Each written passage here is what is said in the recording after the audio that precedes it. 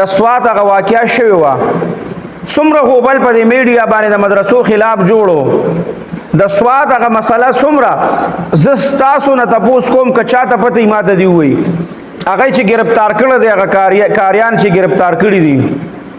د هغې هغه کیس کم ځای ته ورسېده د هغې د هغه کیس څه پته ولګېده چې هغې سره څه وشو اخو صفا کیس و که نه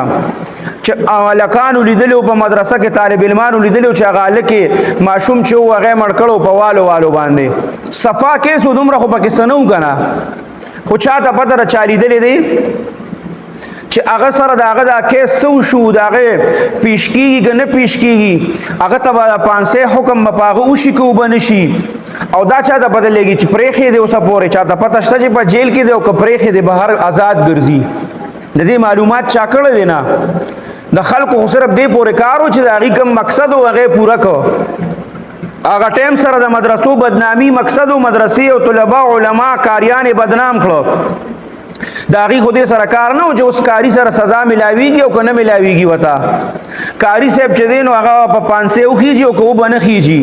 حالانکه زموږ مدرسو والا وی چې دا کاري صاحب دی په یو چوک کې د ده پانسي ورکړي دا کم کم چې پکې ملوث و چې دا خلک ترې عبرت واخلي خو دا یو سازش و د مدرسو خلاف چې په هغې کې د څه حده پورې هغه خلک چې دي هغه کامیاب شوي خو الله د خپل کورونه چرته بدنامۍ له ورکوي په دې قوم باندې بیا الله یو ازمایش راوسته او په هغه ازمایش کې د خلکو ته وښول چې ګوره ټول داسې نه دي تاسو ټول په یو تله کې مولې 99% چې دي ټیک دي چېرته 1% هغې کې به دا مسلې د هغې د وجې نه تاسو ټول مه بدناموئ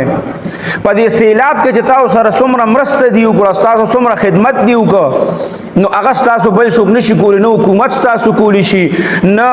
بل څوک چې دي هغه کولی شي دې طالبانو دې مدرسو والا او دې استادانو ستاسو کورونه صفا کړه ستاسو د کورونو نه هغه ملبې وباسلې چې هغه د حکومت ماشینرۍ هم نشو کولی هغه خدمت یې تاسو سره وکړه نو ستاسو دا خلک په سخته کې په کار راغی که رام نغی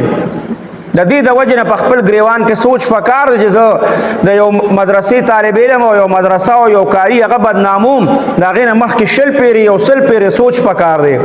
چې زما خیرخوا څوک دی او زما بدخوا څوک دی د دې د وجې نه چې دی نو په مدرسو پسې اکثر وخت کې پروپاګنډي شروع شي او هغه اکثر دا خلک چې دا الله ناکامه کوي خپل کور خپل نازول بنده هغه الله چرته بدنامۍ له ورکوي چرته هم بدنامۍ له نه ورکوي